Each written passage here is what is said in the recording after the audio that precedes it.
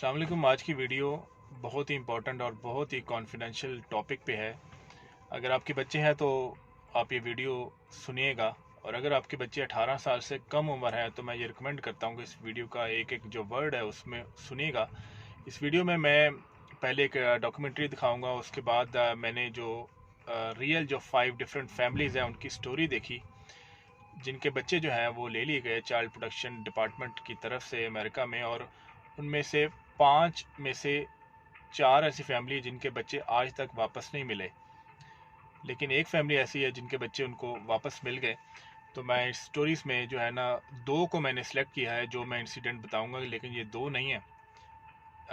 2021 में तकरीबन 31 लाख जो बच्चे हैं वो चाइल्ड प्रोटेक्शन डिपार्टमेंट जो है ना पेरेंट्स से ले लिए गए, और उनमें से अक्सर जो बेशतर हैं वो अभी भी उनके पास हैं। 2018 में जब ट्रंप की गवर्नमेंट थी तो बहुत से ऐसे जो जिनके पास पेरेंट्स जिनके पास डॉक्यूमेंट नहीं थे, उनके बच्चे पढ़ रहे थे, तो स्कूलों से उनको ले लिया गया और उनको एक वेयर हाउस में रखा गया। और बच्चे आज भी अपने पेरेंट्स से दूर हैं, और उनमें से कुछ जो है ना वो सिर्फ अपने पेरेंट्स को वापस मिल सके। और बहुत सी ऐसी जिसे कहते हैं हौलनाक कहानियाँ हैं, जिनमें से आज मैं 2 को डिस्कस करूंगा। पहले आप ये एक डॉक्यूमेंट्री है, इसको आप देख लीजिए। मैं इसको ऑन करने लगा हूँ, सुनिए। अगर आपने नेटफ्लिक्स पर रिलीज होने वाली film Mrs Chatterjee versus Norway देखी है तो आपको वो पहला सीन तो याद होगा जब चाइल्ड वेलफेयर सर्विसेज वाले 2 बच्चों को उनके घर से उठाकर ले जाते हैं और माँ बाप कुछ नहीं कर पाते। ऐसी ही सूरत हाल का सामना न्यूयॉर्क की रिहायशी बुशरा अहमद को भी करना पड़ा। वो लोग शाम को 5 बजे आए हैं। पुलिस ऑफिशियल्स थे और एसीएस ऑफिशियल्स थे, और मेरे बच्चे की वारंटलेस सीजर हुई है। सो उसमें कोई कोर्ट ऑर्डर और कुछ जरूरी नहीं है, बस पुलिस और एसीएस के लोग आए और वो बच्चे को उठा के ले गए। बुशरा एक सिंगल पेरेंट है, गुज़िश्ता कई महीनों से अपने बेटे की बाजियाबी के लिए अदालतों के चक्कर काट रही हैं। उनका 4 साला बच्चा इस वक्त फॉस्टर पेरेंट्स के पास है।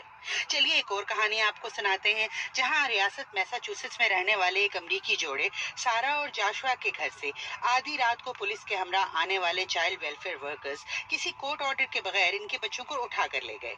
वजह ये थी कि चंद रोज कबल सारा अपने 3 महीने के बेटे को तेज बुखार की वजह से अस्पताल लेकर गई, जहां नमूनिया के खतरे के पेश नजर इसका एक्सरे किया गया, और एक्सरे में इसकी पसली में एक मामूली सा फ्रैक्चर दिखा, जिसे अस्पताल ने चाइल्ड अब्यूज के जिम्न में चाइल्ड वेलफेयर वर्कर्स को रिपोर्ट कर दिया। सारा और जाशुआ के घर के सरप्राइज विजिट में चाइल्ड अब्यूज साबित न होने के बावजूद चंद रोज बाद आधी रात को इनके बच्चों को वालिदैन से अलग कर दिया गया, और ऐसा अमेरिका में कई वालिदैन के साथ आए रोज होता है।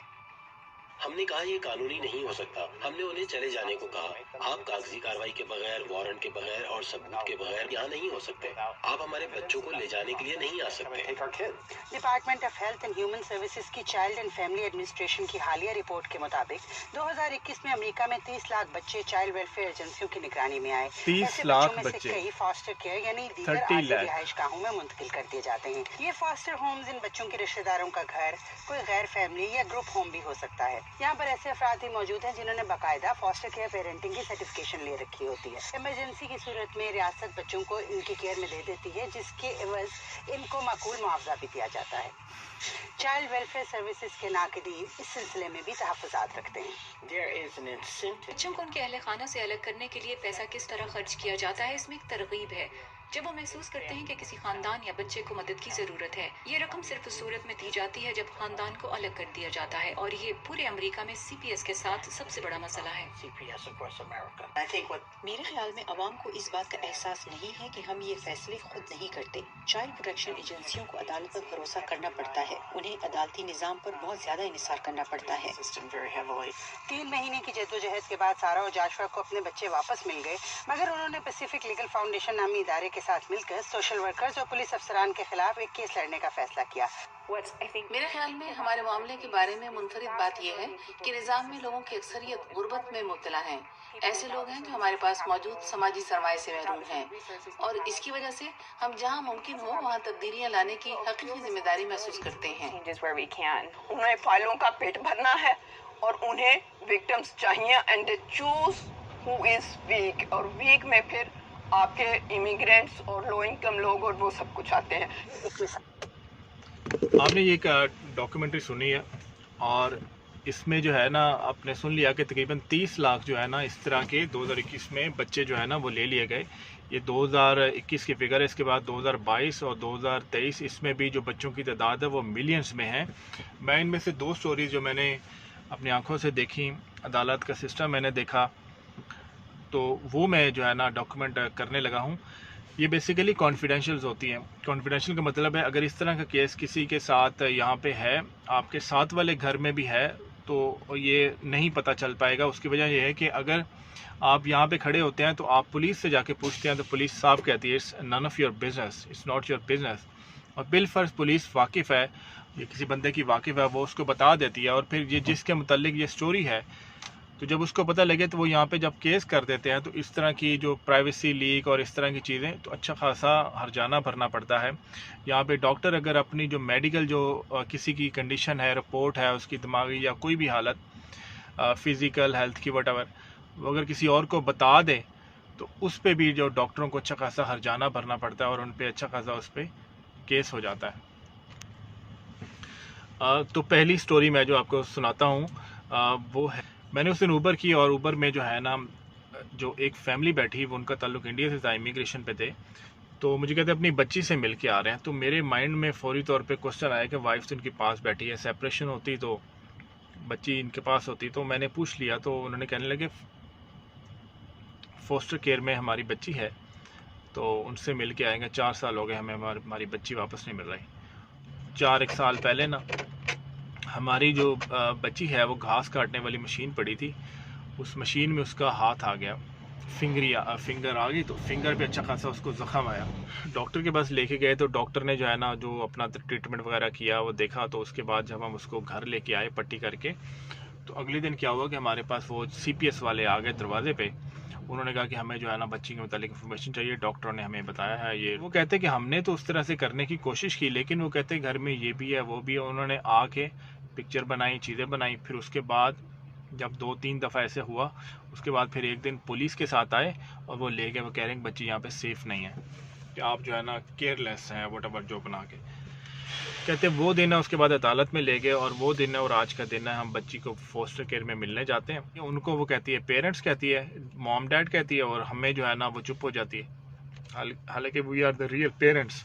दूसरी कहानी मैं आपको सुनाता हूँ, जिसमें एक जो फैमिली है उसके 3 बच्चे हैं। तीनों जो है ना उनके वो डे केयर वाले, फोस्टर केयर वाले उठा के ले गए।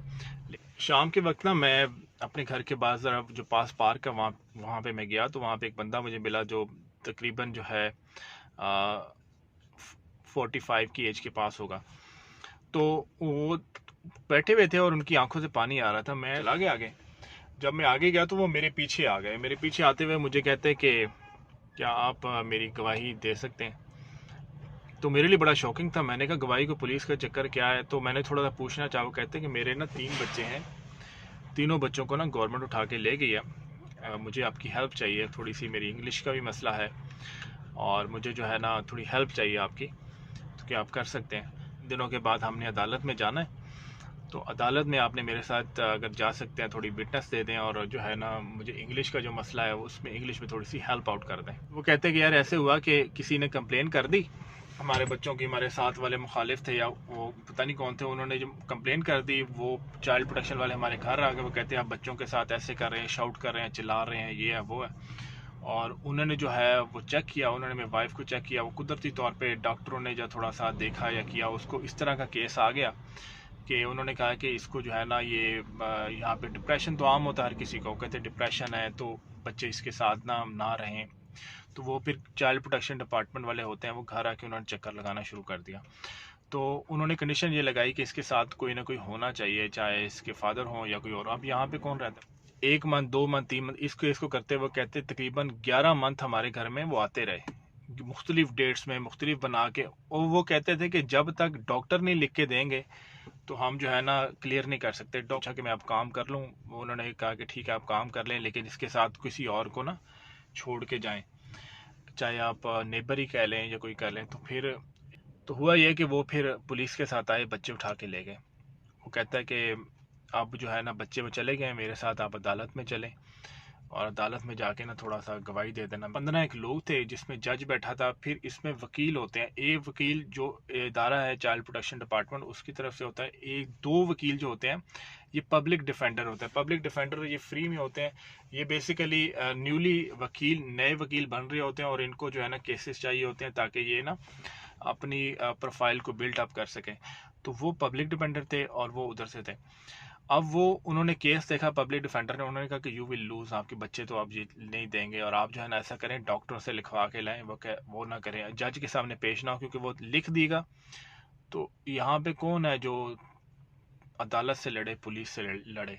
तो उन्होंने क्या किया, उन्होंने पेरेंट्स को कहे कि तुम जो है ना जज के सामने पेश ना हो, लेकिन उसका वालिद था वो कहता है कि नहीं मुझे जज के सामने लेके जाओ, मैं उसके सामने जाऊंगा। तो वो कहे कि आप जो है ना उसके प्रॉपर इंग्लिश नहीं बोल सकते या ये नहीं बोल सकते, आप जो है ना उनके क्वेश्चन करेंगे और क्वेश्चन के जवाब नहीं दे सकेंगे। बट फादर जो था बजिद था वो कहता नहीं मुझे जज के सामने लेके जाओ। बात ऐसी बनाई हुई थी जो उसको लगता था कि मैं जो है ना इस तरह बोलूँगा ये करूँगा तो मेरा जो है ना केस जो है ना वो मैं विन कर जाऊँगा, मुझे मिल जाएंगे बच्चे वापस। खैर मैं भी उसके साथ था, जो वो बोलता था मैं ट्रांसलेट कर देता था उसको, जितना मुझे इंग्लिश आती थी मैं भी ट्रांसलेट करता। उस ट्रांसलेशन के तौर पे मैं भी अदालत में चला गया। अब अदालत में ना मैंने कार्रवाई देखी, तकरीबन कमरा अदालत में जज, दो ये वकील, उसके अलावा 15 बंदे टोटल थे, 15-16 बंदे थे टोटल। अब जो CPS डिपार्टमेंट है उन्होंने अपना केस जो ना यहाँ पे जब भी अदालत में जाएं तो मैंने ये देखा है कि वो वकील जो क्वेश्चन उसका वालिद जो था टू द पॉइंट बात करता था। मसलन उन्होंने पूछा ना कि यहाँ पे गाड़ी जो है उसका कलर क्या था, यहाँ पे कभी भी अदालत में जाके ये नहीं कहना कि वो गाड़ी बड़ी अच्छी थी, कंफर्टेबल थी, बड़ी ज़बरदस्त थी, टू द पॉइंट बताना है गाड़ी का कलर क्या था, ब्लू कलर था, बस। इससे ज़्यादा तीसरी चीज़ कहेंगे वो नेगेटिव में जाती है। यहाँ पे हमदर्दी का अदालत में मैंने देखा है कि हमदर्दी का, कर्टिसी का, लव का ये कोई चक्कर नहीं है। सबूत पे बात होती है, दलाइल पे बात होती है। अगर दलाइल स्ट्रॉन्ग है लो जी, उसके बाद फिर जज ने कहा कि मैं जो है ना सारा कुछ केस सुना, सारा कुछ किया। उसके बाद ना जज ने कहा कि मैं आपके हक में जो मेमोरेंडम देता हूँ, और मैं उसने वालिद को कहा कि मैं ट्रस्ट करता हूँ, आई ट्रस्ट यू, लेकिन हमें ये प्रूव ना करना कि we are the most stupid people, I am the most stupid people that I did trust you. आपने इनकी कंडीशन को पूरा करना है और हम आपको 2 मंथ तक देखेंगे, 2 मंथ के बाद फिर हियरिंग होगी, फिर हम फाइनल फैसला करेंगे। उसके बाद फिर वो बच्चे वो मिल गए, मैं उसके साथ फोस्टर गिर गया, वहाँ से जाके उसने बच्चे लिए, बड़ा वो देखने वाला माहौल था। बच्चे भी अब देखें, बच्चे आप माँ बाप कहते हैं, फोस्टर पेरेंट जब नए आते हैं उनके हवाले करते हैं, उनको भी माँ बाप कहें, मॉम डैड कहें, फिर जो माँ बाप कर सकते हैं वो कोई और तो नहीं कर सकता। लेकिन ये कितने ही बच्चे हैं जो इस तरह के केसेस में फंस जाते हैं, और सारे ही मोस्टली जो है इमिग्रेंट्स होते हैं, ये किसी भी मुल्क से आए होते हैं इमिग्रेंट के बच्चे, और ज़्यादातर इनकी परसेंटेज देख लिया वो होते हैं जो कि थोड़े फाइनेंशियली वीक होते हैं, तो उनके बच्चे होते हैं। और मोस्टली जिनके पेरेंट्स ड्रग्स पे होते हैं, ठीक है, उनको बचाने के लिए करते हैं, अच्छा करते हैं। और मोस्टली ऐसे होते हैं कि पेरेंट्स मैरिड नहीं होते, बस शुगल में बच्चे हुए तो उनको भी ले लेते हैं, वो भी लेना चाहिए। लेकिन जिनके पेरेंट्स जो है ना नशा करते हैं, बॉयफ्रेंड गर्लफ्रेंड करके बच्चे हो जाते हैं, फिर बच्चों को प्यार नहीं, तो उनके भी बच्चे ले लेते हैं, तो वो तो समझ आती है। लेकिन जब इमिग्रेंट्स की आते हैं केस तो वो भी बड़ी तादाद है इमिग्रेंट्स की। तो अल्लाह ताला आपको और मुझे ऐसे इम्तिहानों से बचाए।